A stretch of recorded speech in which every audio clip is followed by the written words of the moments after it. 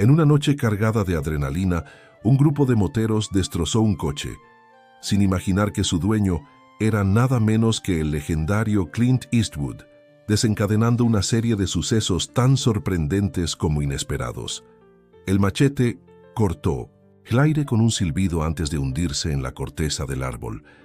Elena observó cómo las astillas volaban mientras su padre arremetía nuevamente contra el tronco centenario. Sus manos temblaban, pero no de miedo, era rabia, una furia ancestral que ardía dentro de ella como las brasas de un fuego que se niega a morir. «Basta, papá», gritó, colocándose entre el hombre y el ahuehuete que había presenciado el nacimiento de 3 generaciones de minos de su familia. «Lo prometiste. Si esta historia te interesó, no olvides suscribirte a nuestro canal y dar like. Dinos desde qué ciudad nos estás viendo. Continuamos». Clint Eastwood, con el rostro enrojecido por el esfuerzo y el tequila, la empujó a un lado con brusquedad. Su voz sonó ronca, como si cada palabra fuera arrancada de su garganta. «Quítate, niña». 500,000 pesos, Elena, 500,000. Con eso podemos irnos de este maldito pueblo, ¿no entiendes? Es nuestra única salida. Detrás de ellos, observando la escena con una sonrisa calculadora, estaba Jeb Thunder Callahan. El traje, impecable, y los zapatos relucientes contrastaban con la tierra rojiza de Xochimilco. A su lado, Lester Scar Higgins y Joe Nails Thompson esperaban órdenes con expresión imperturbable, mientras una excavadora amarilla rugía en espera. «Su padre es un hombre sensato, señorita», dijo Callahan, consultando ostentosamente su reloj. «Este terreno será un hermoso complejo turístico, progreso para todos». Elena sintió que algo se rompía dentro de ella. El recuerdo de su abuela, doña Carmela, fallecida apenas 3 meses atrás, ardía en su memoria. «Cuida la tierra, niña. La tierra tiene memoria». Había pasado toda su infancia escuchando historias sobre cómo aquel pedazo de tierra guardaba la esencia de sus ancestros, cómo las raíces del ahuehuete se entrelazaban con las suyas. En un movimiento rápido, Elena arrebató el machete de las manos de su padre y lo apuntó hacia Callahan. «Tiene 10 segundos para salir de nuestra propiedad». Sus ojos, oscuros como obsidiana, no parpadearon. «O le juro que lo lamentará». Los guardaespaldas se tensaron, pero Montero levantó una mano para detenerlos. Su sonrisa no desapareció, solo se volvió más helada. «Piénselo bien, señorita Méndez. Hay formas menos agradables de adquirir lo que queremos». El silencio que siguió fue roto por el grito de Miguel, el hermano menor de Elena, quien corría hacia ellos desde la casa. «¡Elena! ¡Vienen por el otro lado! ¡Están talando los árboles del lindero!». Fue entonces cuando el cielo, de un azul intenso hasta ese momento, pareció oscurecerse. Una niebla inexplicable empezó a levantarse del suelo, y en medio del caos, Elena sintió una extraña vibración bajo sus pies, como si la tierra misma quisiera hablarle. 6 meses antes, Elena Méndez había regresado a Xochimilco con mitos, el corazón roto y una maestría en biología ambiental que parecía inútil en la Ciudad de México. A sus 28 años, con el cabello negro recogido siempre en una trenza y unas manos que preferían la tierra a cualquier cosa, no encajaba en los elegantes despachos donde había intentado forjarse un futuro. La muerte de su abuela Carmela fue lo que finalmente la trajo de vuelta. «Ven a casa», decía la carta de su padre. «Tu abuela preguntó por ti hasta el último momento». La culpa la había seguido durante todo el viaje de regreso, mezclándose con los recuerdos de su niñez. Las tardes recogiendo hierbas medicinales con la abuela, las historias sobre los antiguos mexicanos que consideraban sagrada aquella tierra, las promesas infantiles de nunca abandonar sus raíces. El reencuentro con su padre fue frío. Rodrigo Méndez, un hombre endurecido por el trabajo y la pérdida de su esposa 15 años atrás, apenas la miró cuando cruzó el umbral de la casa familiar. Su hermano Miguel, a sus 17 años, era ya un extraño con ojos conocidos. «Llegas tarde», fueron las primeras palabras de su padre. «Tu abuela está enterrada junto al ahuehuete, como quería». La primera noche en casa Elena no pudo dormir.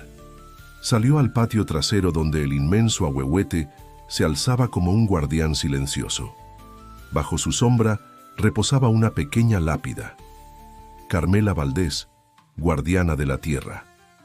«Lo siento, abuela», susurró arrodillándose sobre la tierra recién removida. «No estuve aquí cuando me necesitabas». Fue entonces cuando notó algo extraño. Pequeñas luces como luciérnagas verdosas parecían emerger de la tierra alrededor del árbol. Parpadeó pensando que era su imaginación, pero las luces seguían allí, danzando suavemente.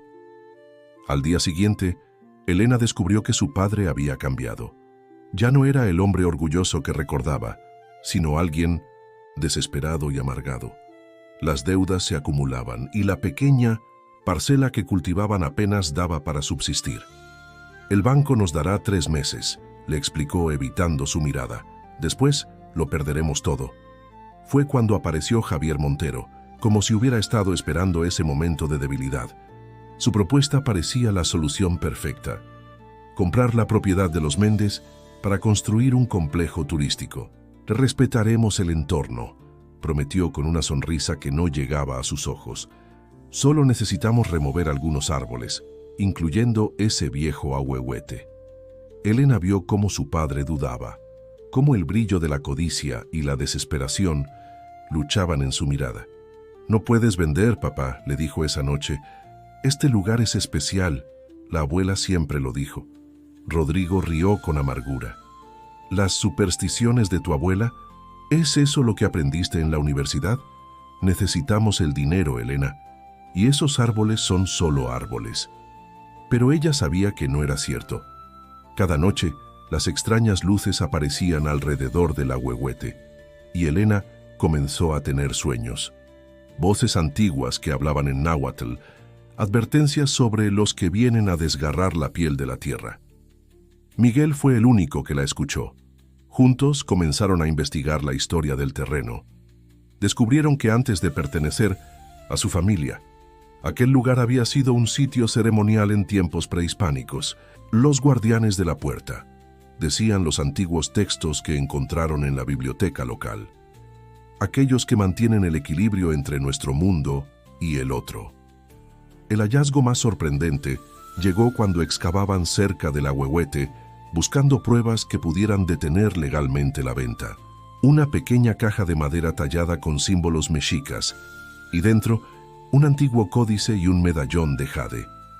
Esa misma noche, Elena tuvo el sueño más vívido hasta entonces. Su abuela Carmela aparecía junto al ahuehuete, pero su rostro cambiaba transformándose en el de una mujer con ropajes antiguos. «La puerta está debilitándose», decía la figura. «Sin guardianes se abrirá, y lo que espera al otro lado ha estado hambriento por siglos». Elena despertó sobresaltada, con una certeza que no podía explicar. Debían proteger el ahuehuete a toda costa. No era solo un árbol, era un guardián, una barrera. Pero el tiempo se agotaba, y cuando vio a su padre firmar un acuerdo preliminar con Montero, supo que la cuenta regresiva había comenzado. La niebla que surgía del suelo se hacía más densa por momentos. Elena, aún sosteniendo el machete, sintió cómo la tierra bajo sus pies empezaba a moverse, no como un terremoto, sino como si algo intentara emerger. «¿Qué diablos?», murmuró Montero retrocediendo. El rugido de la excavadora se detuvo abruptamente. A lo lejos se escucharon gritos de los trabajadores que habían comenzado a talar en el lindero. Elena vio cómo las raíces del ahuehuete comenzaban a moverse, serpenteando sobre la tierra como si cobraran vida propia. El medallón de jade que había descubierto y que ahora llevaba al cuello empezó a calentarse. «Papá, Miguel, aléjense del árbol», ordenó sin apartar la mirada de Montero. Rodrigo, ahora completamente sobrio y con el rostro pálido, agarró a Miguel por el brazo y retrocedió. Los guardaespaldas de Montero sacaron sus armas, apuntando hacia las raíces que se movían cada vez más rápido. «¡Disparen!», ordenó Montero, pero antes de que pudieran hacerlo, el suelo bajó. Sus pies se abrió. No fue un simple hundimiento. Fue como si la tierra misma abriera una boca gigantesca. Las raíces del ahuehuete se entrelazaron, formando una red que atrapó a los hombres de Montero. Este logró esquivarlas, pero quedó acorralado contra la excavadora. Elena sintió que el medallón en su pecho ardía. Sin pensar, lo tomó entre sus manos y lo sostuvo en alto. Las palabras que pronunció a continuación surgieron de algún lugar profundo de su memoria, un conocimiento ancestral que no sabía que poseía.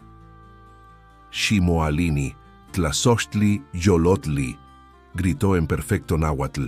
Despierta, corazón sagrado. La tierra se estremeció con más fuerza.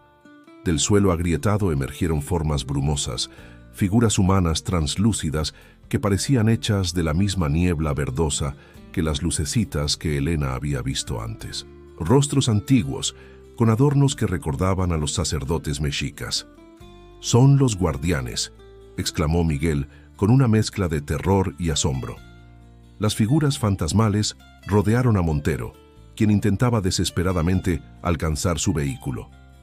Su rostro ya no mostraba la arrogancia de antes, sino un miedo primitivo. «Esto es una locura», gritó. «Son trucos, ilusiones». Pero cuando una de las figuras lo atravesó, Montero se desplomó como si algo vital hubiera sido drenado de él. No estaba muerto, pero su rostro había envejecido décadas en segundos.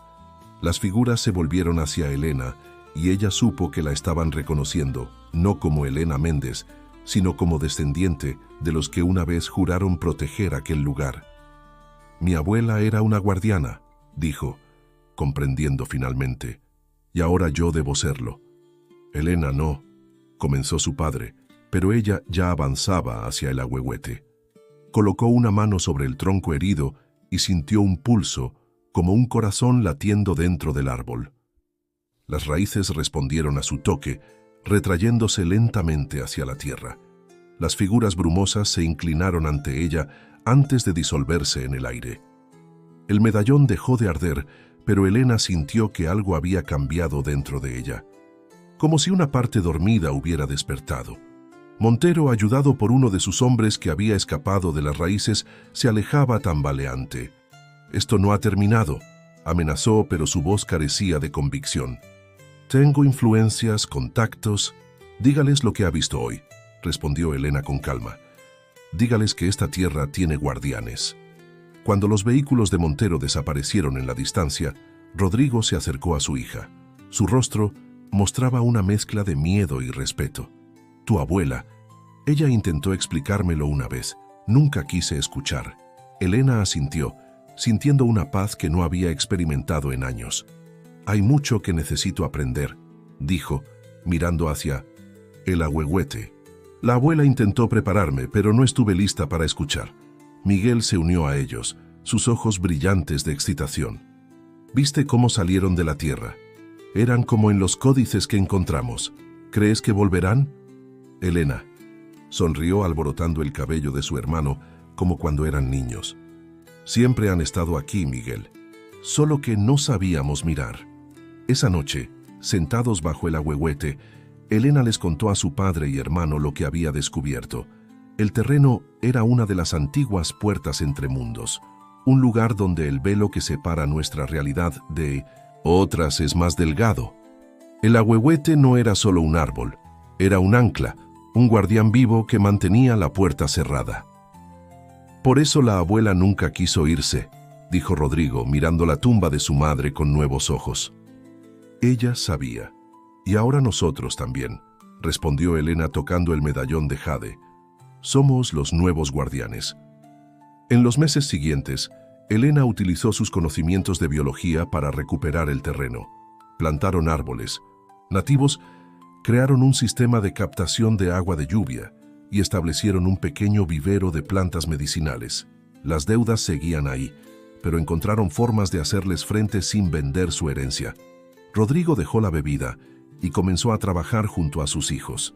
Miguel, inspirado por lo ocurrido, decidió estudiar antropología para entender mejor su legado. Y en cuanto a Montero, los rumores decían que había envejecido décadas en unas semanas, consumido por pesadillas en las que la tierra se abría bajo sus pies y voces antiguas susurraban en su oído. Elena aprendió a comunicarse con los guardianes.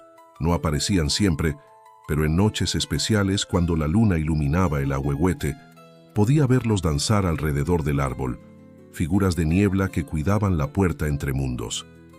Una mañana, mientras trabajaba cerca del árbol, encontró un pequeño brote junto al ahuehuete. Un nuevo guardián comenzaba a crecer. La abuela estaría orgullosa, dijo una voz a sus espaldas. Elena se giró para ver a su padre, irreconocible comparado con el hombre amargado de meses atrás. Ahora sonreía más, y sus ojos habían recuperado la luz que Elena recordaba de su niñez. «Lo estará», respondió ella, sintiendo que de alguna manera Carmela los observaba. «La tierra tiene memoria, papá, y nosotros somos parte de ella». Mientras el sol ascendía sobre Xochimilco, padre e hija permanecieron en silencio junto al ahuehuete centenario, y bajo sus pies, imperceptiblemente, la tierra latía con el pulso de una fuerza antigua que seguiría vigilante, mientras hubiera guardianes dispuestos a escuchar sus secretos.